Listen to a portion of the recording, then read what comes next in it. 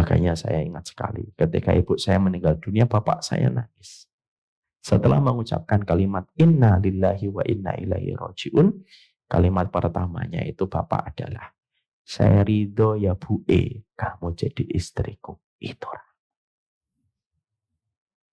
Kalau kemarin kita melihat ada artis yang meninggal dunia pada waktu malam secara mendadak, suaminya sedih sekali dan suaminya berkata, istri saya insya Allah orang yang baik dan saya ridho. Itu rahmat namanya. Dan rahmat itu harganya mahal. Tidak bisa ditukar dengan dunia dan seisinya. Kenapa? Rahmat yang didapatkan dari seorang suami kepada istrinya itu berbanding lurus dengan 8 pintu surga.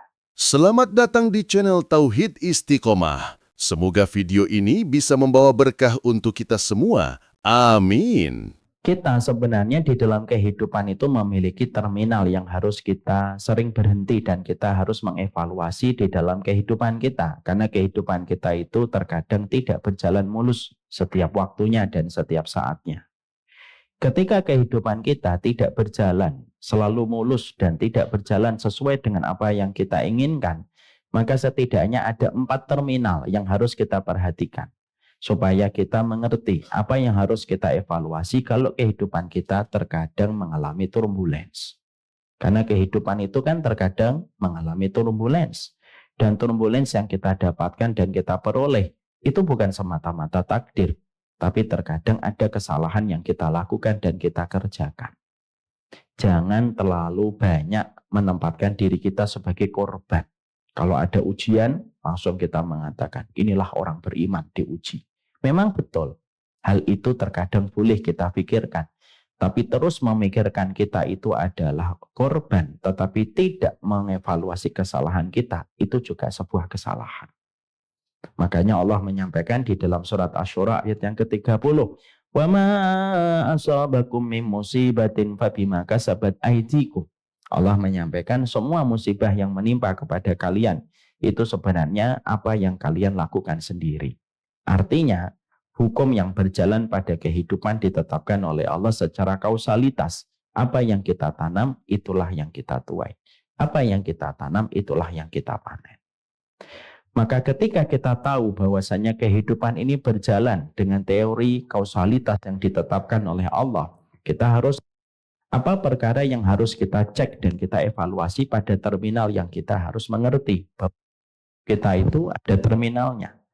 Maka ada 4 terminal yang harus kita sering berhenti, sering merenung, dan sering berpikir. Kalau kehidupan kita terkadang mendapatkan banyak kesulitan. Apa 4 terminal itu? Yang pertama.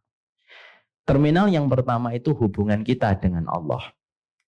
Karena terkadang ketika kita kehidupannya tidak berjalan sesuai dengan apa yang kita harapkan, berarti ada kesalahan kita dengan Allah. Mungkin ada sholat sunnah yang kita tinggalkan, mungkin ada sajadah yang sudah begitu usang, mungkin ada mushaf yang begitu lapuk ketika tidak pernah terjamah oleh tangan kita dan lisan kita. Ingat ya Bu, di dalam surat At-Taubah ada kisah horor paling menegangkan. Nasullaha fanasiyahum. Manusia itu kalau lupa sama Allah, Allah pun akan melupakan mereka. Dan itu paling mengerikan kalau sudah dilupakan sama Allah. Makanya akhirnya terkadang ketika kita menjumpai dan kita mendapati ada hal-hal yang tidak baik dalam kehidupan kita, mungkin ketaatan kita yang berkurang. Semakin jauh ketaatan kita, kita akan merasakan berantakan kehidupan kita. Makanya tadi saya menuliskan, jika kamu merasakan nikmatnya dekat dengan Allah, kamu akan merasakan bagaimana pahitnya jauh dari Allah. Orang itu berpikir, taat itu melelahkan, tapi orang itu lupa. Jauh dari Allah itu lebih melelahkan. Maka itulah yang menjadikan kita memperbaiki ketaatan kita. Karena ketaatan kita itu akan melancarkan dan memudahkan setiap perjalanan kehidupan kita ketika kita melakukan ketaatan. Dosa yang kita kerjakan itu hanya merampas ketenangan di dalam kehidupan kita. Karena dosa itulah yang membuat turbulence dalam kehidupan kita. Maaf ya Bu, saya cerita kisah nyata. Di sini kan banyak sekali yang konsultasi, ada ratusan. Ada salah satu pasangan yang datang kepada kita ketika konsultasi, ketika sang suami, melakukan perselingkuhan sampai terjadinya perzinahan. Saya tuh kadang-kadang, semoga kita terjaga. Ngerinya perselingkuhan di Jakarta itu selalu identik dengan zina. Bukan hanya cicet, tapi sudah sampai kepada taraf zina. Ketika akhirnya sang suami ketahuan, akhirnya sang istri betul-betul merasa kecewa, ngeblok nomor suaminya, lalu membuat pilihan kepada suaminya. Kamu yang pergi dari rumah, supaya aku di rumah ini, atau kamu yang di rumah, saya yang pergi. Suaminya akhirnya memilih yang kedua, dia yang pergi. So istrinya di rumah itu.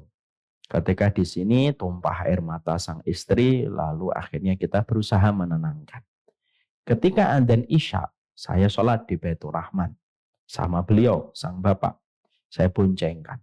Lalu ketika kami selesai sholat Isya, beliau sempat ngajak ngobrol saya sebelum saya nyalakan motor saya. Ustadz, tolong Ustadz dibantu keluarga saya. Saya bilang insya Allah Pak, tapi Bapak harus tahu, pemilik hatinya istrinya Bapak, bukan kita, tapi Allah. Lalu beliau bercerita, saya ini orangnya family man Ustaz.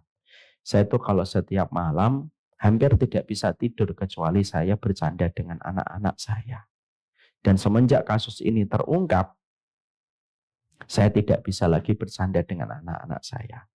Jatah saya ketemu anak-anak saya biasanya seminggu sekali. Istri saya memblok nomor saya. Kehidupan saya pusing dan berat. Ustaz, tolong sekali. Saya bilang doa yang banyak Pak sama Allah. Naik saya. Motor. Jalan dari sini ke situ tuh ya sekitar 4 menitan, 5 menitan. Pelan-pelan saya. Iseng-iseng saya tanya sama beliau. Kehidupan Bapak sebelum kasus Bapak terungkap dengan zinanya, Bapak kehidupannya baik-baik saja, baik Ustaz. Pulang kantor, ngobrol, anak-anak saya bercanda. Baru setelah itu saya tidur. Karena biasanya tidur itu saya harus diusul-usul sama anak, baru saya bisa tidur. Dan hari ini saya tidak lagi bisa mendapatkan kesempatan itu. Karena anak tidak pernah lagi tidur bersama saya. Karena saya ketemunya hanya sepekan sekali, itu pun di waktu siang. Saya lalu bertanya, sebelum kejadian itu semuanya baik. Sebelum kejadian itu semuanya tenang. Tapi setelah zina masuk, Pak, akhirnya apa, Pak? Hilang semuanya. Lalu saya berkata sama beliau, mengingatkan diri saya sendiri juga. Berapa banyak manusia terkadang mengorbankan ketenangan hanya untuk mengejar kepuasan. Saya tulis itu di Instagram. Berapa banyak laki-laki mengejar kepuasan tetapi mengorbankan ketenangan. Disitulah kita mendapati ibu-ibu bahwasanya ternyata kalau ada kehidupan kita kok tidak tenang, pasti kita punya masalah dengan dosa kita dan kemaksiatan kita. Karena dosa dan kemaksiatan kita dan kesalahan kita itulah yang membuat kita tidak nyaman. Ibu-ibu kalau di rumah, kapan ibu merasa tidak nyaman di rumah walaupun rumahnya itu 500 meter? Bukan ketika suara PLN bunyi titit. Enggak, saya yakin rumahnya ibu tidak ada suara itu. Tapi yang membuat kita tidak nyaman ketika di rumah itu ketika kita dan suami kita lagi bertengkar. Atau ketika kita punya kesalahan dengan suami kita. Akhirnya rumah itu tidak terasa nyaman. Ketika suami kita di ruang tamu, kita di ruang tengah. Ketika suami kita di ruang tengah, kita ke ruang dapur. Ketika suami ke ruang dapur, kita ke kamar mandi. Walaupun di kamar mandi tidak ngapa-ngapain. Ya. Ketika kita masuk kamar, ketika melihat suami kita sudah di kasur, kita rela tidur di bawah. Nah, tapi biasanya kebalik sih. Suaminya yang di bawah. Tapi kenapa akhirnya rumah itu tidak nyaman untuk kita? Karena ada kesalahan yang kita lakukan dengan penghuni rumah itu. Itu analogi sederhana dikatakan oleh Imam Ibnu Qayyim. Bahwasanya terkadang kehidupan kita itu mengalami ketidaknyamanan dalam hidup itu apa? Karena kita ada dosa dengan Allah. Ketika ada dosa dengan Allah, itulah yang menjadikan kita ketika tidur tidak nyaman. Ketika menjalani ada yang kosong. Ketika kita beraktivitas ada yang hambar. Kenapa? Kamu ada dosa. Selesaikan hubungan kita dengan Allah, perbaiki. Siapapun yang merapikan hubungannya dengan Allah, pasti Allah akan merapikan kualitas kehidupannya. Ini yang pertama. Yang kedua, Ibu, yaitu adalah ketika kita mendapati terminal yang kedua. Terminal kedua yang biasanya menjadikan kita banyak masalah dalam kehidupan itu apa? Yaitu hubungan kita dengan orang tua kita. Kalau ada hubungan kita tidak baik dengan orang tua kita, biasanya menyebabkan permasalahan demi permasalahan, konflik demi konflik akan kita rasakan di dalam kehidupan kita. Karena apa? Karena kebaikan hidup kita, kiblat pertama kali itu dimulai dari hubungan kita dengan ibu dan bapak kita. Ya. Makanya kita mendapati sampai kualitas anak kita tidak akan diberikan oleh Allah persis sebagaimana kualitas kita ketika kita memuliakan orang tua kita. Ibu, kalau ibu orangnya hormat sama orang tua, demi Allah, pegang kalimat saya. Anak ibu akan hormat kepada ibu persis sebagaimana dulu ibu hormat kepada orang tuanya. Ibu, kalau ibu senantiasa mendekatkan ruang rindu ibu dengan orang tua dan mertua, Allah pasti akan memberikan kepada ibu anak yang akan menjaga hubungan ruang rindunya dengan ibu ketika di masa senja. Persis sebagaimana ibu dulu memperbaiki ruang rindunya kepada orang tua. Karena apa? Anak kita sampai dicetak oleh Allah persis sebagaimana perlakuan kita kepada orang tua kita. Makanya Sabit Al-Bunani pernah mendapati dan pernah menjumpai ada seseorang menampar bapaknya di pipi sebelah kanan. Sabit Al-Bunani marah dong. Dipegang itu anak muda tersebut mau dipukul. Ketika mau dipukul, orang tuanya yang ditampar itu memegang tangannya Sabit Al-Bunani. Dakhu, jangan dipukul. Loh, dia memukulmu. Jangan dipukul. Loh, kenapa? Karena dulu aku pernah menampar pipi kanan bapakku. Dan hari ini aku membayar hutang, pipiku sebelah kanan ditampar oleh anak. Sampai posisinya pun dijadikan oleh Allah tidak berubah. Untuk menunjukkan kepada kita, orang tua itu pusaran kebaikan. Dan orang tua bisa menjadi pusaran masalah kalau kita tidak merapikan kualitas kita bersama mereka. Jadi maaf ya Ibu. Kalau ibu mendorong suaminya untuk berbuat baik kepada orang tuanya, ibu sedang mencetak ukiran yang sama. Anak ibu akan menghormati ibu sebagaimana ibu menjadi partner terhebat. Mendorong suaminya untuk taat kepada suaminya, kepada orang tuanya. Makanya maaf ya, kalau suaminya kita tergulung dengan masalah terus. Masalah kantor tidak selesai-selesai. Bisikkan ke telinga suami kita. Kapan ngobrol sama ibu? Jawaban dari pertanyaan sederhana itu akan menentukan kenapa banyak masalah dalam kehidupan kita. Saya Bu, kalau menemukan orang nakal, bejat, tapi dia masih ada kebaikan sama ibunya, anak yakin, hakul yakin, anak itu akan kembali ke jalan yang benar. Kenapa? Karena kebaikan sama ibu itu menarik kepada seluruh kebaikan dalam kehidupan. Makanya ibu dorong suaminya untuk taat. Sebentar kok. Taatnya suami kita kepada orang tuanya itu sebentar. Dan pastinya diganti oleh Allah. Ibu akan mendapatkan menantu yang memuliakan ibu. Sebagaimana ibu memuliakan suaminya untuk memuliakan orang tuanya. Makanya maaf ya. Kalau ada masalah di sini, biasanya banyak masalah yang terjadi. Tadi kita mendapati juret. Juret itu sholat sunnah, Bu. Kan tadi kita tahu. Dia lagi tiduran atau lagi ibadah? Lagi ibadah. Lagi ibadah sholat sunnah ketika dipanggil ibunya. Dia tidak memenuhi panggilan ibunya padahal lagi sholat sunnah.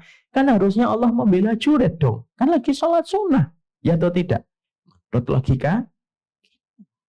Tapi justru Allah lebih membela ibunya karena zat yang paling tahu tentang pengorbanan seorang ibu adalah Allah. Dan ketika ibu melakukan itu kepada suaminya, demi Allah Bu. Pengorbanan ibu kepada suami ketika suami taat kepada orang tuanya dibalas dengan cash dan kontan. Karena kebaikan kepada orang tua itu hutang dari Allah. Yang hutang itu tidak akan pernah dibiarkan oleh Allah kecuali dibayar. Di dunia dibayar, di akhiratnya pasti dibayar. Makanya kalau saya sering mengatakan kepada anak-anak saya, kalau saya kumpulkan gitu, nak, Berbuat baik ya sama abi, berbuat baik sama bibu. Bukan karena kita itu haus dengan apresiasi dan haus dengan validasi kalian. Oh, enggak. Kalau kalian berbuat baik sama abi sama bibu, itu karena itu kebaikan yang akan tercipta kepada kalian di masa mendatang. Makanya anak-anak saya itu paham, Bu. Kalau mereka bentak ibunya, saya itu lebih marah daripada mereka bentak kepada saya. Anak-anak saya itu kalau bentak sama saya, kadang masih mereka bentak, Bu. Karena mereka tahu saya kadang marah, kadang tidak. Tapi mereka tahu satu. Kalau mereka bentak ibunya, marahnya saya 2 kali lipat, 3 kali lipat. Karena selalu saya berkata, kalau kalian bentak abi, masih mending. Tapi kalau kalian membentak ibu kalian, berapa ratus kebaikan di masa mendatang dipadamkan sama Allah gara-gara bentakan kalian kepada seorang. Itu yang kita harus selalu tanamkan. Makanya kalau ibu hari ini sedang berjuang, struggling, lagi keras sekali, ketika harus menundukkan hati, perasaan, ketika harus memuliakan mertua, saya katakan sama ibu, tidak lama, Bu. Tapi demi Allah, ibu akan diatur jodoh anaknya dengan jodoh yang pasti memuliakan ibu. Karena kebaikan sama orang tua itu utang, kata para ulama, dari Allah kepada manusia. Itu yang kedua. Yang ketiga, terminal yang harus kita cek dan harus kita perhatikan itu apa? Yaitu adalah kebaikan kita dengan pasangan kita. Karena kebaikan kita sama pasangan kita itu akan menentukan betapa gampangnya kehidupan kita dan betapa berantakan kehidupan kita. Jangan mendolimi pasangan kita. Karena mendolimi pasangan kita itu termasuk perkara yang akan menyulitkan kita pada kualitas kehidupan kita. Makanya kita mendapati di dalam surat An-Nur 37, Allah itu menyampaikan kepada kita, ya, iyakunu fuqara yughnihimullahu min fadlih. Kalau kamu itu fakir ketika menikah, pasti Allah akan memampukan, akan mengkayakan. Artinya, kalau orang itu menikah ketika dia mendapatkan kesulitan, akan mendapatkan kemudahan. Kalau mendapatkan kesukaran, akan mendapatkan keringanan. Kenapa? Karena pernikahan itu merupakan sebuah institusi yang menjanjikan berbagai macam solusi. Artinya, ketika suami istri itu saling melakukan kewajiban di dalam kehidupan berumah tangga akan memberikan banyak keberkahan. Makanya kalau ada orang menikah kok mendapatkan kondisi dan keadaan sebaliknya setelah menikah kok banyak masalah, berarti ada satu proses yang tidak sempurna. Ada suami yang tidak dirajakan, ada istri yang tidak diratukan. Sehingga akhirnya berbagai macam masalah sering kita jumpai di dalam kehidupan. Kapan? Kalau sudah mendolimi suami ataupun istri. Makanya akhirnya kenapa ada tuntutan dalam sunnah. Kenapa wanita itu dituntut meminta maaf kepada suaminya. Dan itu merupakan ciri khasnya wanita surga. Dan kenapa ada sebuah kemuliaan seorang suami ketika memuliakan istrinya. Karena ketika wanita rajin meminta maaf dan ketika suami paling baik memuliakan istrinya, Allah yang akan memenuhi garansinya. Allah memberikan kemudahan, Allah memberikan keringanan kepada keluarga itu. Makanya kalau ada masalah suami kita, saya sering ngomong kepada setiap bapak-bapak yang lagi menceritakan masalahnya. Ada apa Pak? Bapak dengan Allah, dengan orang tua, atau dengan pasangan. Karena bisa jadi ketika ada istri yang terdolimi, ketika tersakiti, itu yang terkadang menjadikan syaratnya berbagai macam kemudahan di dalam kehidupan. Kisah nyata lagi, Bu. Yang namanya saya seorang dai, pastinya ketemu dengan banyak sekali orang yang berkisah. Ada seorang laki-laki pernah bertanya sama saya tentang hukumnya dia memuliakan bapaknya ketika sudah terkecewakan. Mengalir sebuah cerita, Bu. Kisah nyatanya apa? Dia punya seorang bapak dan ibu yang merintis sebuah usaha dan usahanya itu sukses. Qadarullah ketika sedang sukses, ya biasa. Fitnahnya laki-laki itu selalu ketika dalam kondisi sukses. Tergoda dengan wanita. Lalu akhirnya terjadilah dan perselingkuhan. Qadarullah, sang istri akhirnya tahu dan sang istri tidak kuat untuk melanjutkan kehidupan mahligai rumah tangga. Ada yang kuat ketika sang suami ingin bertobat, ada yang tidak kuat. Itu pilihan, Bu. Ustaz, yang mana yang harus kita pilih? Kita tidak membahas itu. Itu lain kali kita bahas. Akhirnya sang ibu ini tidak kuat mengajukan sidang, mengajukan perceraian melalui kuasa hukumnya.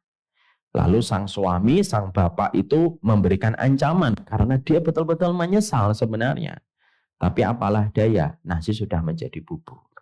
Sang bapak lalu berkata, ketika semua jalan persuasif tidak bisa lagi membuahkan hasil, maka sang bapak itu berkata dan mengancam, kalau kamu tetap ajukan perceraian ke meja persidangan, aku tidak akan memberikan sedikit pun dan sepeser pun harta yang aku miliki untuk kalian. Sang ibu, sang istri ternyata hatinya mengeras. Dan berkata sama anak-anaknya, dah nak, tidak usah kita ini khawatir, rezeki itu dari Allah. Dan ketika sidang ketiga dijatuhkan dengan kata perceraian ketika tidak membuahkan hasil mediasi, akhirnya sebelum keluar dari ruang sidang, Bu, kata sang anak, ibu saya sempat berteriak, Ustaz. Teriakannya adalah, demi Allah ya Pak, semua yang kamu dapatkan tidak akan bertahan lama. Dari seorang wanita yang tersakiti. Keluar. Waduh, ini kayak di acara sinetron. Gitu. Tapi harusnya suaranya tadi halilintar, Bu. Maka akhirnya pada saat itu beliau keluar. Lalu tidak lama 1 tahun, 2 tahun setelah itu, Bu, dan akhirnya usaha bapaknya jatuh titik nadir dan bangkrut. Dan akhirnya ludes semuanya. Dan itulah maksud pertanyaan dari bapak ini. Gimana saya berbuat baik kepada bapak yang telah menorehkan luka sedemikian mendalam untuk saya dan untuk ibu saya. Tapi kalau saya menyampaikan kisah ini memberikan kepada kita tentang satu arti. Bahwasanya terkadang masalah kita di dalam kehidupan itu mengalami banyak masalah karena ada seorang pasangan yang tersakiti. Kadang-kadang maaf ya Bu, ketika ada seorang wanita mungkin menerima sakit, mungkin ada suami yang terdolimi, lalu tidak sadar telah mendolimi suaminya bertahun-tahun, mengakibatkan kehidupan seorang wanita rentan dengan penyakit. Ataupun sebaliknya. Karena pada dasarnya apa yang kita sering lakukan bersama pasangan kita itu rentan untuk mendolimi. Kenapa? Karena orang yang paling sering bersama dengan kita itu ya pasangan kita. Saya tutup poin yang ketiga ini dengan kisah nyata, Bu. Saya pernah melakukan perjalanan ke Sumatera.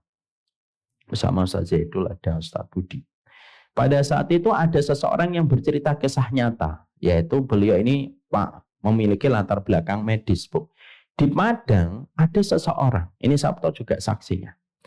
Ya. Jadi di Padang itu ada orang, bapak-bapak itu sakit, Bu. Di sininya itu ada luka. Basah, infeksi, basah, besar. Akhirnya berlubang di bawah ini.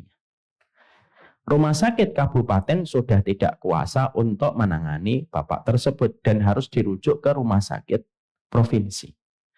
Ketika mereka akan mengurus administrasi perpindahan dari keluarga mereka ke rumah sakit provinsi, ada di antara keluarganya itu mengontak salah satu orang yang memiliki latar belakang medis. Kami memanggilnya Cikgu.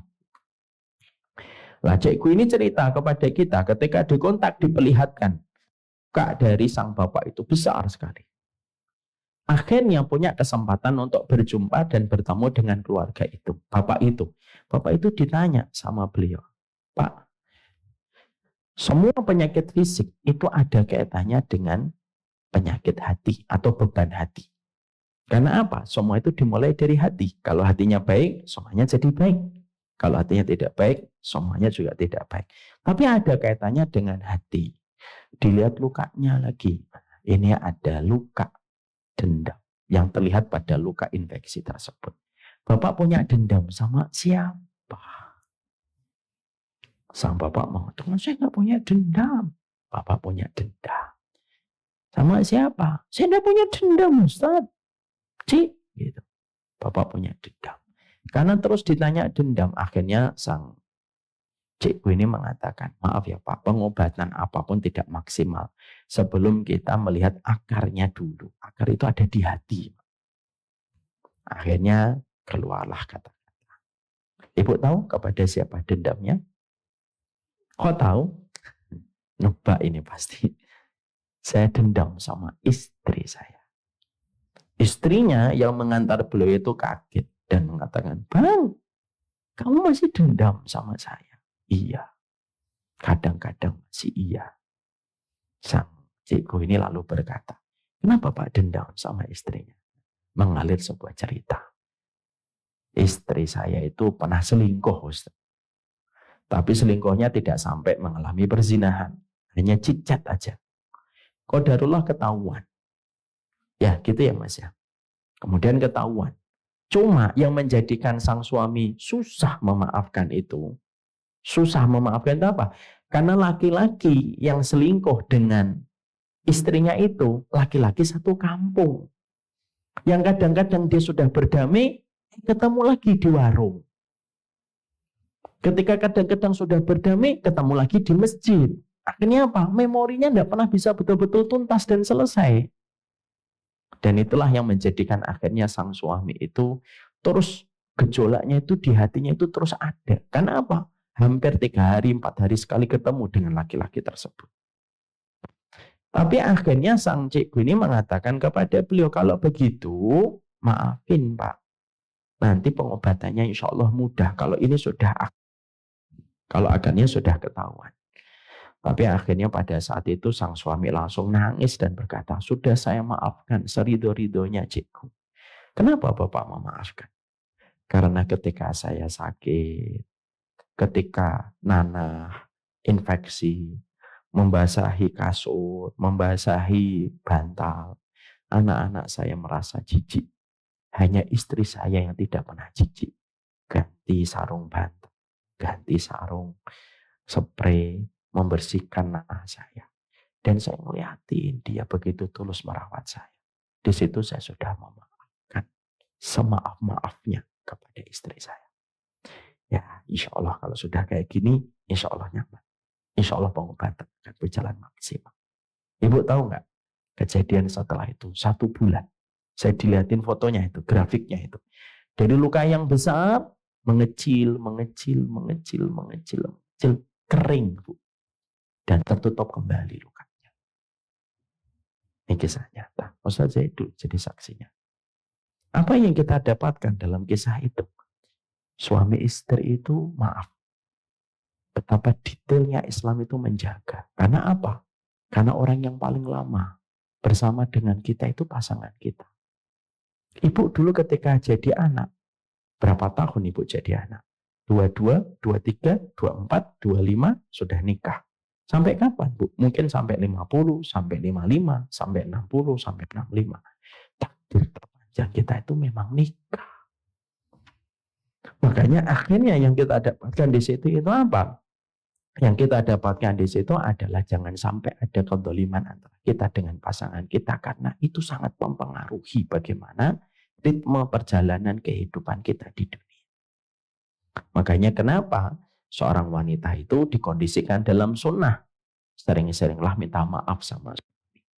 Bahkan pahalanya itu kadang-kadang kalau kita mikir secara logika itu kayaknya nggak sebanding. Hanya minta maaf, tapi balasannya surga. Jadi maaf ya Bu, bukan hadis yang benar itu mengatakan seorang wanita yang dipoligami dijamin surga. Enggak, enggak ada hadisnya itu. Yang benar itu wanita yang selalu ridho meminta maaf, itulah yang dijamin dengan surga. Karena pada dasarnya di situ ada ruang keridhaan. Dan kenapa seorang suami yang paling baik sama istrinya itu disebut yang paling baik imannya? Karena indikator kebaikan yang paling jujur itu kebaikan suami di dalam rumah ketika orang tidak melihatnya. Itu yang harus kita perhatikan. Yang ketiga. Yang keempat itu terminal antara kita dengan orang-orang di sekitar kita, jangan sampai kita menyakiti. Sekarang kita fokus Ibu pada poin yang ketiga. Pada poin yang ketiga itu adalah bagaimana kita selalu menjaga hubungan kita dengan pasangan kita. Makanya ketika kita mengetahui bahwasanya menjaga diri kita dan pasangan kita itu merupakan salah satu di antara terminal yang harus kita selalu cek setiap waktunya dan setiap saatnya, inilah yang menjadikan kita harus paham bahwasanya pernikahan itu merupakan perkara besar dan pernikahan itu bukan perkara kecil. Makanya pernikahan itu walaupun diucapkan di dalam ijab qabul itu ketika kita menikah hanya bertahan sekitar 4 menit sampai 3 menit. Tetapi ijab qabul yang kita ucapkan begitu sederhana, tetapi konsekuensinya itu sangat panjang di dalam kehidupan kita. Makanya saking indahnya kita dalam pernikahan itu Ibu, sampai kita menjumpai, dan ini sering saya sampaikan, saking kita indahnya melihat pernikahan itu apa. Sampai Nabi Muhammad saja, Nabi Muhammad itu diwafatkan di mana? Di atas pangkuan Ibunda Aisyah. Nabi Muhammad itu tidak diwafatkan di atas Masjidil Haram, Nabi Muhammad tidak diwafatkan di Masjid Nabawi, tapi Nabi Muhammad itu diwafatkan di atas pangkuan Ibunda Aisyah. Untuk memberi makna kepada kita bahwasanya ketika kita menikah, puncak pernikahan itu mendapatkan rahmat. Dan puncaknya rahmat itu apa? Ketika kita menikah. Lalu ketika kita akan meninggal dunia, kita di dekat orang yang telah menjadi bagian dari hidup kita dan kita saling memberikan ridho sebelum perjalanan panjang dimulai. Itulah yang dinamakan rahmat. Makanya kalau ibu biasanya nanti sedang berat sakitnya, yang pasti dirindukan suami. Makanya seorang suami ketika dia sombong-sombong apapun gitu, seplayboy apapun dia ketika waktu mudanya, saya yakin ketika dia akan meninggal dunia dan merasakan berat itu, yang paling dinantikan itu ya kehadiran istrinya. Kenapa? Itulah rahmat. Itulah yang Allah sampaikan di dalam surat Ar-Rum 21. Yang sangat terkenal, kita sering dengarkan pada acara persepsi pernikahan. Wa min ayatihi an khalaqalakum min anfusikum azwaja litaskunu ilaiha wa ja'ala bainakum mawaddatan wa rahmah. Di antara ayat-ayatnya Allah itu menikahkan sebagian kalian dengan sebagian dari kalian supaya kalian merasakan tenang, supaya kalian merasakan mawaddah, dan supaya kalian itu merasakan rahmat. Dan puncaknya rahmat itu apa? Saling ridho sebelum perjalanan panjang kematian itu dimulai. Makanya saya ingat sekali ketika ibu saya meninggal dunia, bapak saya nangis. Setelah mengucapkan kalimat inna lillahi wa inna ilaihi rajiun, kalimat pertamanya itu bapak adalah, saya ridho ya Bu kamu jadi istriku. Itu. Kalau kemarin kita melihat ada artis yang meninggal dunia pada waktu malam secara mendadak, suaminya sedih sekali dan suaminya berkata, istri saya insya Allah orang yang baik dan saya ridho. Itu rahmat namanya. Dan rahmat itu harganya mahal. Tidak bisa ditukar dengan dunia dan seisinya. Kenapa? Rahmat yang didapatkan dari seorang suami kepada istrinya itu berbanding lurus dengan 8 pintu surga. Itulah yang disebut dengan sebuah pernikahan. Makanya maaf ya Bu, diaturnya itu detail. Makanya sampai kita mendapati tidak ada aturan yang paling detail mengatur masalah rumah tangga untuk mengkonsep cinta teragung dalam kehidupan manusia kecuali sunnah. Makanya maaf ya, sampai aturan di dalam sunnah itu apa adabnya ketika kita berumah tangga. Jangan menceritakan anak dari pasangan kita. Itu sampai segitunya Islam itu. Makanya ibu ketika kecewa sama suami, tidak usah cerita sama anak. Kami sebagai seorang suami ketika kecewa tentang istri kita, tidak usah cerita tentang kekurangan istri kita kepada anak. Kenapa begitu? Karena saking menjaganya supaya setiap suami istri itu saling qurrata a'yun. Malah jangan sampai kebalik. Anaknya kagum sama bapaknya, ibu yang membatalkan. Papa itu baik banget ya Pak. Papa itu baik banget ya Ma.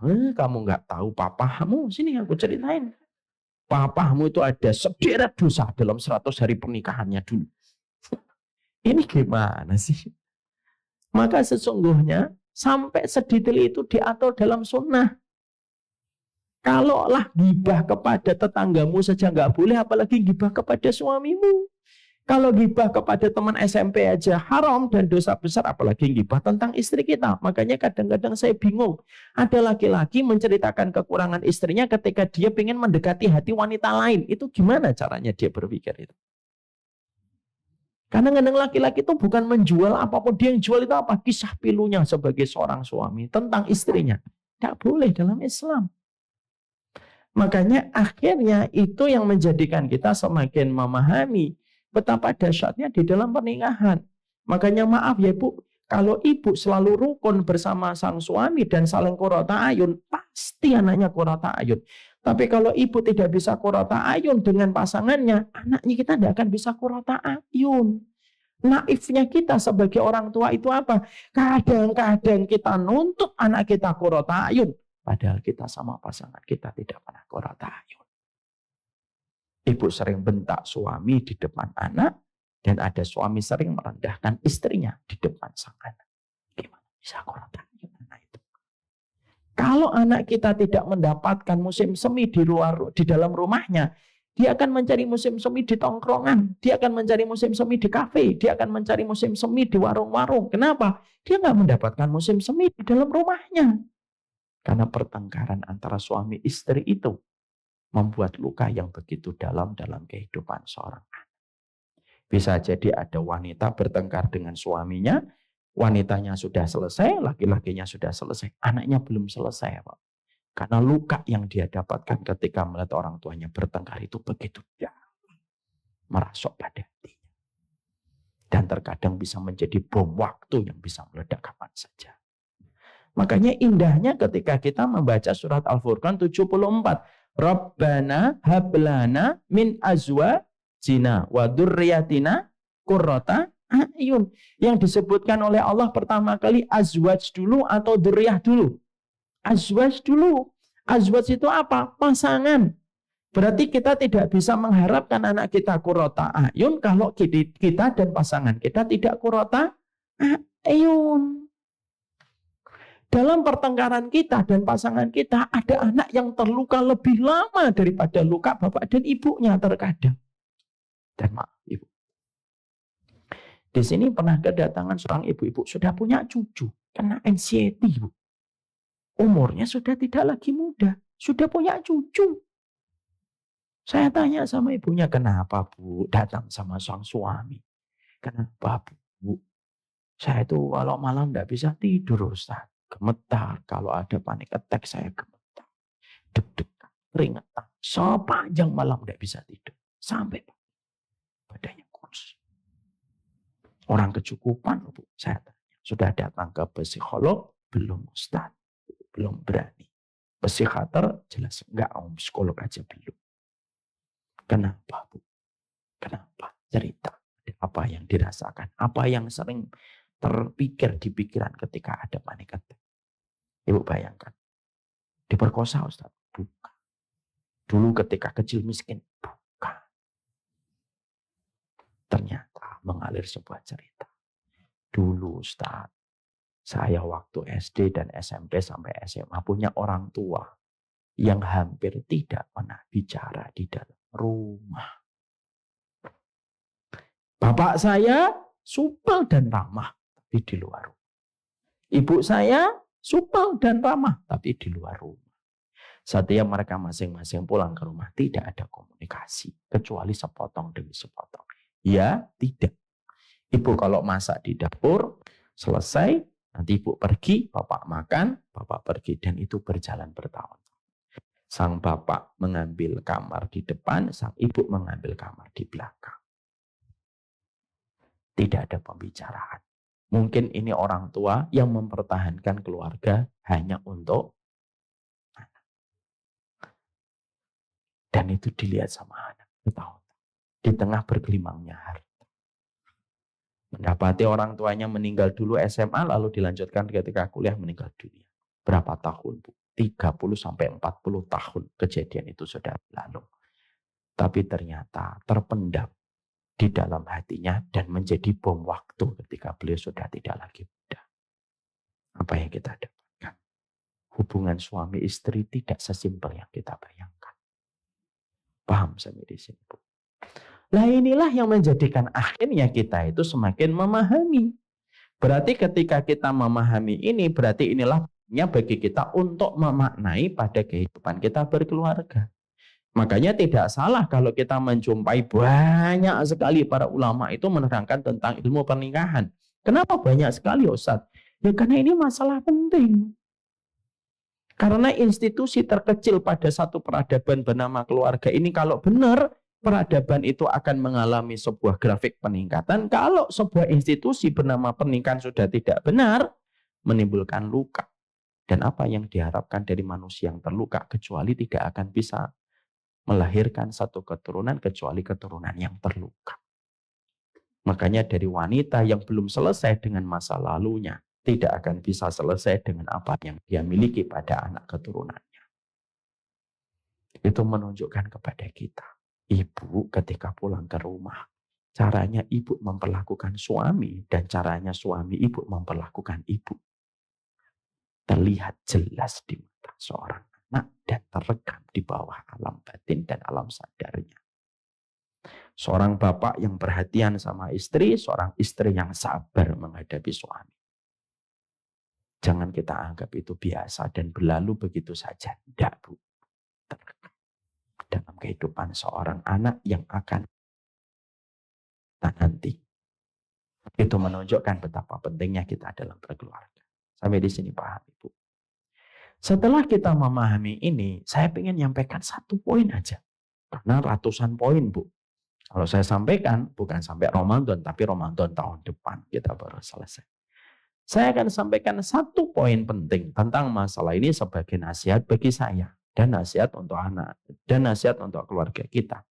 Ternyata kalau kita cermati, Bu, di dalam kehidupan kita berumah tangga, ketika kita akhirnya paham bahwasanya ternyata berumah tangga itu serumit itu dan tidak sesederhana yang sering kita pikirkan, disitulah kita paham. Ternyata kita mendapati Allah itu kalau menyebutkan sebuah kondisi keluarga, Allah itu menyebutkan tidak pernah menyebutkan kata mawaddah, tapi Allah tidak menyebutkan kata mahabbah, tapi menyebutkannya itu katanya mawaddah. Sekarang dibuka surat Ar-Rum 21. Ibu sekarang buka surat Ar-Rum 21. Ada yang membaca salah satunya. Kasih mic, Nafa. Dan di antara tanda-tanda kekuasaannya ialah dia menciptakan untukmu istri-istri dari jenismu sendiri, supaya kamu cenderung dan merasa tentram kepadanya. Dan dijadikannya di antaramu rasa kasih dan sayang. Sesungguhnya pada yang demikian itu benar-benar terdapat tanda-tanda bagi kaum yang berfikir. Nah, sekarang lihat ayatnya. Yang disebutkan oleh Allah pada surat itu, pada ayat tersebut, kata-katanya mahabbah atau mawaddah? Mawaddah atau mahabbah? Mawaddah. Sekarang kita harus tahu, Bu. Ibu tahu nggak artinya mahabbah dengan mawaddah itu beda, Bu. Mahabbah itu ketika kita punya kecondongan rasa. Yang mana kita merasa rindu ketika kita berjauhan dan kita pengen memberi yang istimewa dari apa yang kita berikan ketika mengapresiasinya. Itu namanya mahabbah. Cinta. Dan mahabbah itu dirasakan setiap orang. Anak SMP bisa mahabbah, orang Israel mahabbah, orang Amerika mahabbah, orang Rusia mahabbah. Kenapa? Itu cinta yang umum, cinta yang reguler, itu namanya mahabbah. Makanya ibu kan kadang-kadang suka menamakan kontak suaminya my hubby, ya kan? Kalau ibu lagi lega ginjalnya, itu biasanya my hubby. Nah, kalau lagi nggak lega ginjalnya langsung diganti itu biasanya. Udahlah, saya paham kayak gituan.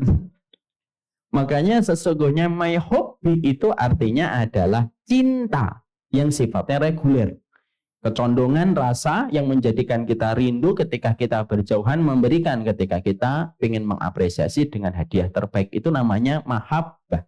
Pertanyaan kita, Allah tidak menggunakan diksi mahabbah setiap Allah memaknai arti keluarga, tetapi Allah memberikan diksi mawaddah. Loh bedanya apa Ustaz? Ya beda. Kalau mawaddah itu apa Ustaz? Nah, Ibu harus dengarin. Kalau nanti ketinggalan catatannya nanti bisa dicek di rekamannya saja. Nanti kita khusus kasih secara eksklusif untuk Nizamiyah. Maka sesungguhnya mawaddah itu apa? Konsep tertinggi dalam cinta yang mendorong kita untuk melakukan ketaatan bersama dengan pasangan kita supaya kita bisa berjumpa kembali dalam kehidupan kelak di surga. Itu namanya. Orang yang mahabbah belum tentu mawaddah, tapi orang yang mawaddah pasti dia mahabbah. Tapi mawaddah itu apa? Konsep tertinggi dalam cinta sampai mendorong kita untuk melakukan ketaatan bersama dengan pasangan kita supaya kita punya alasan berjumpa kembali kelak di surga. Itu namanya mawaddah. Makanya ketika ibu dalam kondisi cinta doang, lalu kita hidup bersama, itu namanya mahabbah. Tapi ketika kita lalu memaknai kehidupan kita dengan ketaatan yang kita lakukan bersama, bahwasanya menikah bukan hanya hidup bersama, tetapi menikah itu adalah taat bersama menuju kepada Allah. Itu yang disebut dengan mawaddah. Ibu ketika pergi kajian bareng-bareng, itu namanya mawaddah. Ketika ibu diperingatkan suaminya, Bu, Ma, jilbabnya, itu namanya mawaddah. Ketika sang suami mengatakan sama ibu, Ma, cadarnya, jangan lupa jilbabnya. Kan lah nggak lucu kalau pakai cadar doang nggak pakai jilbab. Itu namanya mawaddah. Dan sesungguhnya di dalam kehidupan kita yang kita butuhkan itu apa? Kehidupan kita itu tidak hanya sekedar mahabbah. Kenapa kita tidak hanya sekedar mahabbah? Maaf ya Bu, cinta itu tidak bisa menyelesaikan masalah. Karena sesungguhnya kalau kita menikah itu karena cinta dan bukan karena ketaatan yang kita lakukan secara bersama dan indah bersamanya menuju kepada Allah. Kalau cintanya berkurang, tidak ada yang menambahkan. Kalau cintanya kecewa, tidak ada yang bisa menyembuhkan. Kalau cintanya itu sedang terkecewakan, tidak ada satupun obat yang bisa menguraikan. Karena apa? Kita hanya hidup bersama tapi tidak pernah taat bersama. Makanya mawaddah itu apa? Mawaddah itu konsep ketika kita memaknai dalam kehidupan keluarga kita itu bukan hanya kita mengarungi hidup bersama, tapi kita itu harus senantiasa taat bersama. Kenapa kita harus mawaddah dalam kehidupan kita ketika menikah, Ustaz? Ibu tidak pernah tahu fitnah itu nanti kapan dan munculnya itu kapan. Yang namanya nikah itu tidak ada senioritas dalam pernikahan. Ada yang menikah 5 tahun belum tentu selamat 10 tahun. Ada yang menikah 10 tahun belum tentu selamat 15 tahun. Ada yang menikah 30 tahun, Bu. Suaminya bisa terpencut dengan seorang teman SMP. Ketika akhirnya terjadi fitnah dan membuyarkan mahligai pernikahan. Fitnah itu bisa datang di mana saja. Karena fitnah itu datang tak dijemput, pulang tak diantar. Itu bukan jelangkung. Tapi kan fitnah begitu, Bu. Berapa banyak laki-laki yang asalnya tenang lalu tiba-tiba mendapatkan fitnah hanya di tempat gym. Ada laki-laki yang asalnya tenang di dalam pernikahan mendapatkan fitnah di kantor. Ada seorang wanita yang tenang bersama suaminya tiba-tiba mendapatkan fitnah ketika dia membuka komunikasi dengan laki-laki. Kita ini nggak pernah tahu fitnah itu datang dari mana saja. Nah, kalau kita bukan melakukan ketaatan bersama di dalam kita memberikan konsep pernikahan kita, atas alasan apa Allah akan menjauhkan dari kita? Atas alasan apa Allah menjauhkan kita dari fitnah? Kalau ketaatan yang menjadi harga tiket jauhnya fitnah itu tidak pernah kita lakukan bersama dengan pasangan kita. Yang bisa memadamkan fitnah itu ibadah. Makanya ibadah itu disebut apa di dalam agama? Nur. Nur itu apa? Cahaya. Kalau kita punya cahaya, Bu, hidup itu menjadi tenang. Kita tahu ini tembok, kita tahu ini pintu, kita tahu ini adalah jendela. Ketika cahayanya terang, akhirnya kita tidak banyak terbentur. Kapan kita berjalan itu banyak benturan? Ketika kita gelap. Lalu akhirnya tidak bisa membedakan tembok dengan jalan, tidak bisa membedakan meja dengan jalan. Dan setiap kita jalan banyak terbentur. Kenapa? Gelap. Karena tidak ada kata kita lakukan. Yang menyedihkan itu apa? Nikah dikirim sama Allah. Tidak ada kata bersama yang dikerjakan. Sehingga akhirnya ketika fitnah datang, tidak ada alasan bagi Allah untuk menyelamatkan keluarga itu dari fitnah. Karena tidak ada ketaatan yang mereka penuhi sebagian untuk membayar diri kita dan keluarga kita dijauhkan dari fitnah. Mungkin ada yang tanya, Ustadz, mana dalilnya bahwasanya kita itu dalam kehidupan berkeluarga harus ada ketaatan? Saya sampaikan ya Bu, ada kisah dalam riwayat Bukhari. Ibu pernah mendengar kisahnya Nabi Sulaiman? Nabi Sulaiman itu punya 100 istri. Tidak usah dikomentari. Diam. Komentar. Nabi jangan komentarin. Nabi Sulaiman itu punya istri 100. Lalu sore hari beliau berkata, saya akan mencampuri 100 istri saya malam ini. Dan semuanya nanti akan hamil. Dan semuanya nanti punya anak laki-laki 100-100-nya. 100 anak laki-laki saya akan gembleng mereka menjadi pembela agama Allah. Dan mereka menjadi orang yang berjuang di agama Allah. Mulia atau tidak mulia Bu? Mulia. Itu dari biologis menuju ideologis. Tapi kata Nabi Muhammad SAW dalam hadis itu adalah, kakakku, abangku Sulaiman lupa mengatakan insya Allah. Jadi dia mengatakan 100-100-nya nanti punya anak, 100-100-nya anak itu akan berjuang membela kalimat Allah. Tapi lupa mengatakan insya Allah. Apa yang terjadi Ibu? 100 istrinya tidak ada yang hamil kecuali 1. Ketika yang hamil cuma 1, lahirnya pun qadarullah saja. Lalu Nabi Muhammad di dalam hadis itu memberikan komentar tentang abangnya Nabi Sulaiman. Kalaulah Nabi Sulaiman mengatakan insya Allah 100 istrinya akan lahir. Dan 100 istrinya itu nanti akan melahirkan 100 anak yang berjuang membela kalimat Allah. Ibu bisa merenungkan point of view dari hadis ini. Kalau mengucapkan kalimat insya Allah antara suami di depan istri saja mempengaruhi masa depan keturunan mereka. Apalagi ibadah yang lebih berat daripada kata insya Allah. Itu loh yang kita harus paham. Taat yang kita lakukan bersama itu, bersama dengan pasangan kita. Itu penting supaya menerangi keluarga kita. Kita sedih, kita khawatir Bu. Kalau puluhan purnama Ibu menikah, tidak pernah bangun bersama istrinya dan suaminya.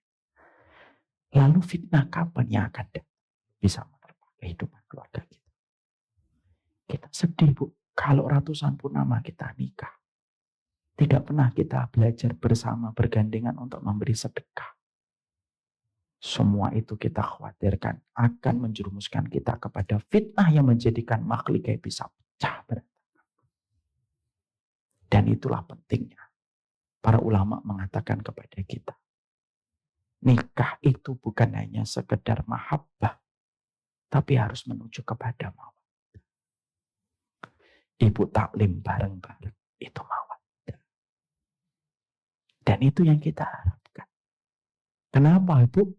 Karena yang menggenggam Ibu Allah, yang menggenggam hatinya suami Allah. Dan cara merajuk kepada Allah itu cuma satu. Taat tanpa tapi, patuh tanpa syarat ketika kita bersama dengan pasangan tercinta yang Allah kirimkan kepada kita. Paham sampai di sini Ibu? Makanya kenapa Ibu ketika malam tilawah harus dilakukan, dzikir pagi harus dikerjakan bersama. Karena kita lemah. Karena kita lemah, kita mendekat kepada pemilik kekuatan, yaitu Allah. Dan anak tangga mendekat kepada Allah itu tidak negatif. Tapi anak tangga mendekat kepada Allah itu ketaatan yang dilakukan bersama. Itulah yang disebut dengan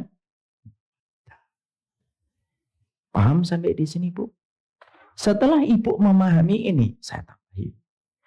Ya, maka setelah kita memahami ini, maka untuk menjadikan keluarga kita supaya kita tidak hanya mahabbah tapi bisa menjadi mawaddah, Ibu harus ingat. Ibu harus betul-betul bersama sang suami, harus betul-betul saling mengisi tangki kasih sayang kita. Karena terkadang beban berat ketika kita harus mawaddah dan bukan hanya sekedar mahabbah, tidak bisa kita maksimalkan hadir di dalam kehidupan keluarga kita. Kenapa? Ketika tangki kasih sayang kita itu berkurang bersama dengan pasangan kita. Makanya maaf ya, menikah itu bukan hanya menghargai sesuatu yang besar, tapi menikah itu seni tingkat tinggi menghargai yang kecil-kecil supaya bisa menjadi tangki kasih sayang untuk menguatkan kita di dalam kita memaknai cinta kita kepada pasangan kita. Supaya kita bisa berubah dari mahabbah menuju kepada mawaddah. Maaf ya Bu, nanti jangan sampai Ibu pulang langsung ngomong, Mas, tahu nggak bedanya mawaddah dengan mahabbah? Nggak tahu kan? Kita harus mawaddah, Mas. Nggak harus gitu. Proses kita dari mahabbah ketika kita sudah memiliki sebuah narasi kesadaran tentang mawaddah, tolong nikmati prosesnya. Jangan langsung menuntut dan langsung meminta kepada suami dan pasangan kita itu hasil yang pingin langsung kita peroleh dari pasangan kita. Jangan. Apa yang harus kita lakukan? Yang harus kita lakukan pertama kali itu apa? Memberikan kebutuhan basic kepada pasangan kita sebagaimana kita ingin dicukupi kebutuhan basic kita ketika kita menikah bersamanya. Apa itu? Tangki kasih sayangnya harus tercover dengan baik.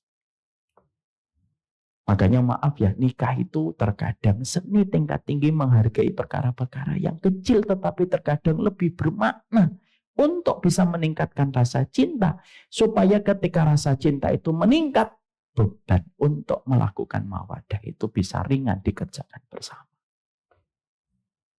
Makanya maaf ya, Rasulullah itu ketika memaknai cinta, memaknai keluarga itu kadang-kadang tidak terlalu serius, Bu. Nabi itu bukan pribadi kalau masuk rumah langsung mengatakan Allahu Ta'ala. Enggak. Nabi itu kadang-kadang, Bu, ketika beliau itu menikah, simpel aja. Ini kadang-kadang sering saya sampaikan kepada para bapak-bapak. Kadang-kadang Nabi itu kalau mendapati Ibunda Aisyah minum, dicari bekas dari bibirnya Bunda Aisyah. Ini umpamakan gelas ya Bu, karena tim saya nggak ngedirkan saya gelas. Moga diampuni dosa-dosa. Maka ini misalkan bibirnya, bekas bibirnya Ibunda Aisyah ditempelkan di tempat di bibirnya Rasulullah. Kadang-kadang Nabi mendapatkan Sofiyah ketika akan naik onta, Nabi itu sengaja untuk turun, lalu mempersilahkan pahanya untuk naik dan diinjek oleh Sofiyah ketika menaiki onta. Kadang-kadang Nabi lomba lari dengan Ibunda Aisyah. Kenapa Nabi itu memberikan contoh dalam pernikahan itu semacam itu? Kadang-kadang Nabi itu mandi bersama dengan Aisyah. Kenapa Nabi itu memberikan contoh-contoh semacam itu? Simpel, Bu. Kadang-kadang pernikahan itu seni. Berumah tangga ketika memaknai hal-hal mana kualitas pernikahan kita ketika memikul beban yang berat. Maaf ya, kadang-kadang suami kita susah dikasih nasihat. Itu bukan karena suami kita itu hatinya batu. Enggak. Kadang-kadang ada sisi tangki kasih sayang dari suami kita yang tidak kita penuhi, Bu. Akhirnya suami kita tuh menutup hatinya ketika menerima masukan dari ibu. Apa itu? Mungkin respeknya kurang. Mungkin tutur lembutnya ibu berkurang ketika mengatakan sesuatu. Mungkin ketika ibu menyampaikan, ibu terasa mendikte bagaimanapun seorang suami itu punya ego karena dia adalah pemimpin pada keluarga itu. Yang terkadang masalah besar itu menjadi berantakan karena tidak selesainya kita pada perkara-perkara kecil yang tidak kita perhatikan. Maaf ya Ibu, kita itu menikah biasanya itu kan alasannya alasan besar. Tapi biasanya orang itu bercerai karena alasan-alasan kecil yang terus berantakan dan akhirnya menjadi bom waktu. Makanya penting. Makanya ketika saya membaca di dalam buku psikolog ya, bahwasanya ada 5 love language di dalam kehidupan berumah tangga. Lalu saya mencoba mencocokkan dan mensinkronkan itu di dalam pendekatan sunnah. Saya mendapati bahwasanya memang pendekatannya sunnah itu memang betul.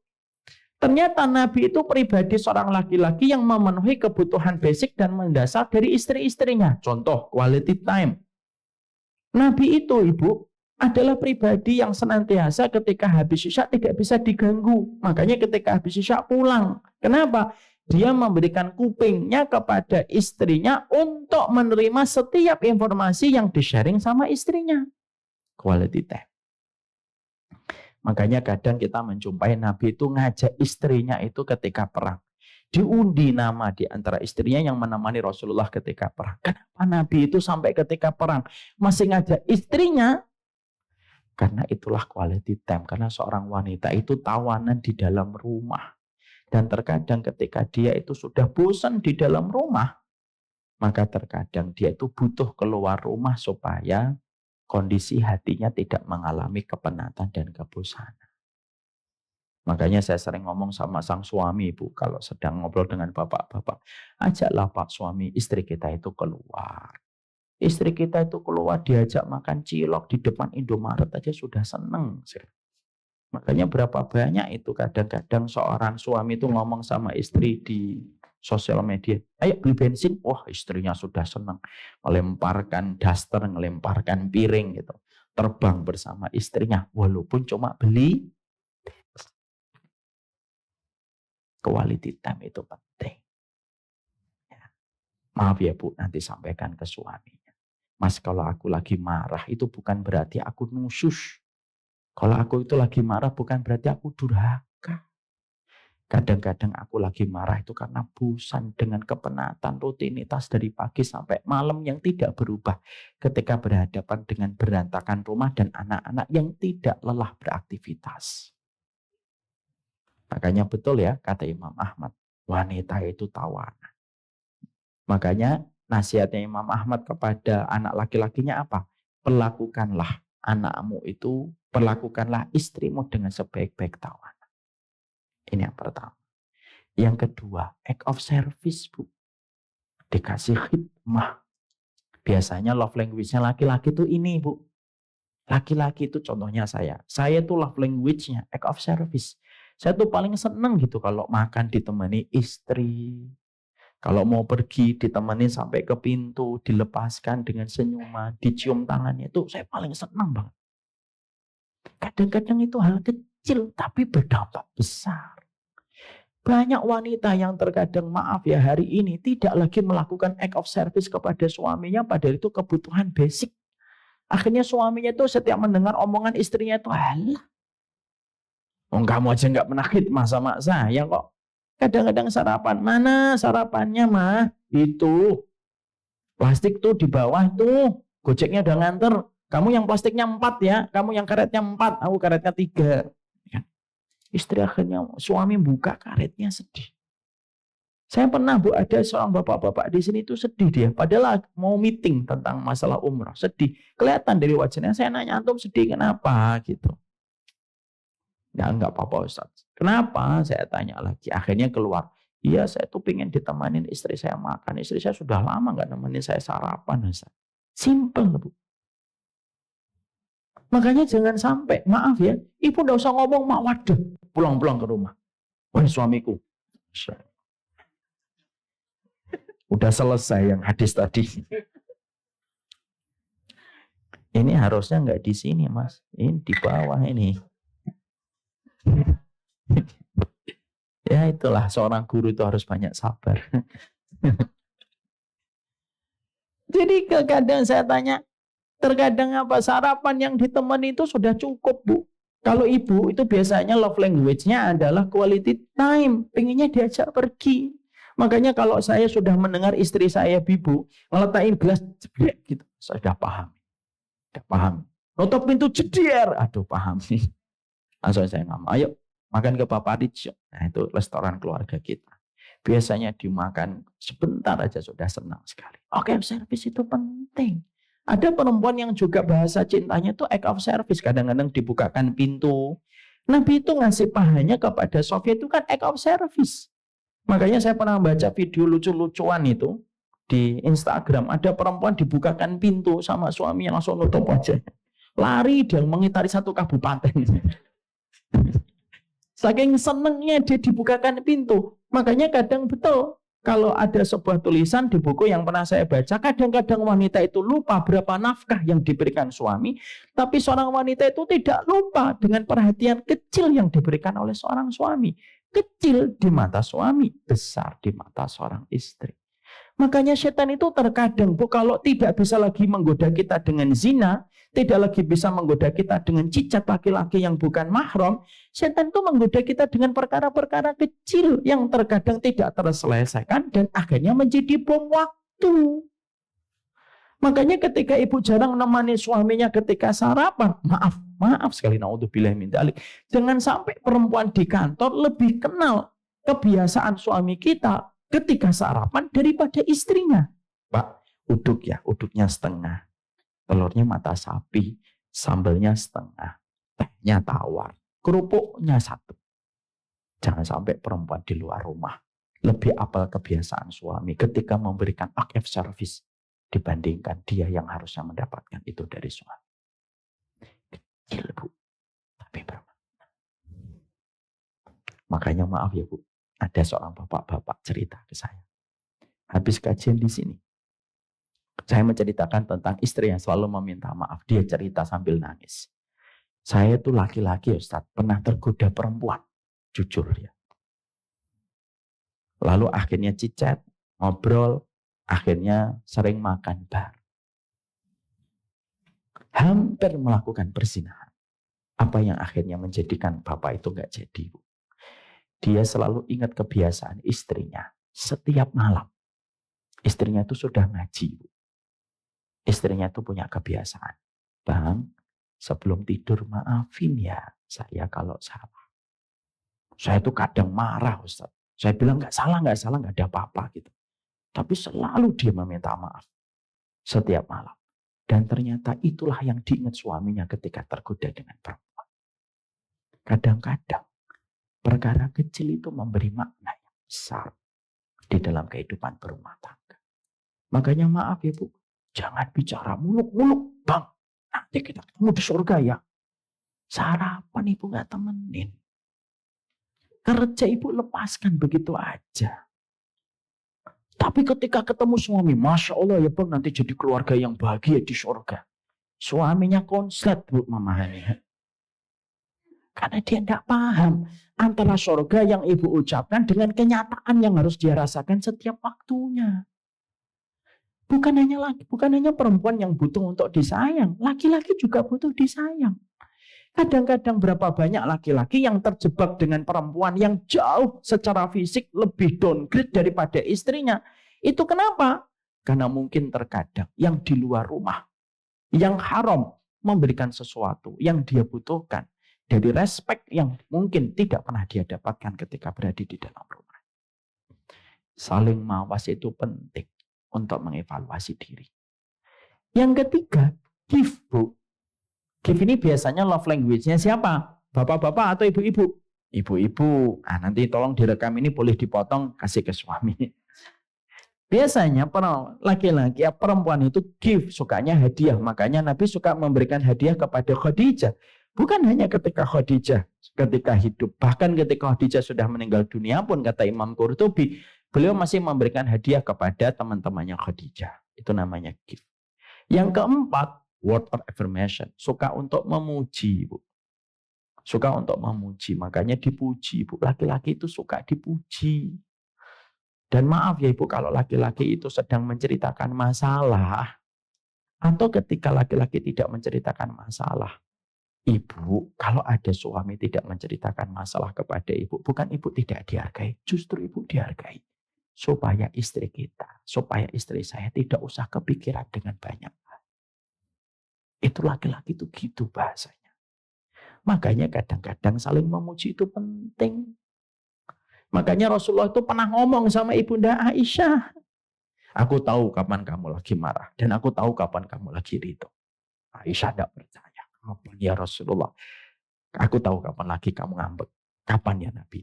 Kalau kamu mengatakan, demi Rabbnya Ibrahim yang jiwanya berada di atas tangannya. Kamu menyebutkan nama kakekku dan enggan menyebutkan namaku. Itu berarti kamu lagi marah. Insya Allah ya, Ibunda Aisyah aja bisa ngambek. Padahal suaminya sudah sempurna. Selayak Rasulullah. Kapan aku lagi ridho ya Rasulullah? Dalam hadis riwayat Muslim itu. Maka dikatakan oleh Rasulullah, kamu kalau lagi ridho menyebut namaku gini. Demi Robnya Nabi Muhammad yang jiwanya berada di atas tangannya. Itu berarti kamu lagi ridho. Masya Allah. Nabi sampai sedetail itu paham.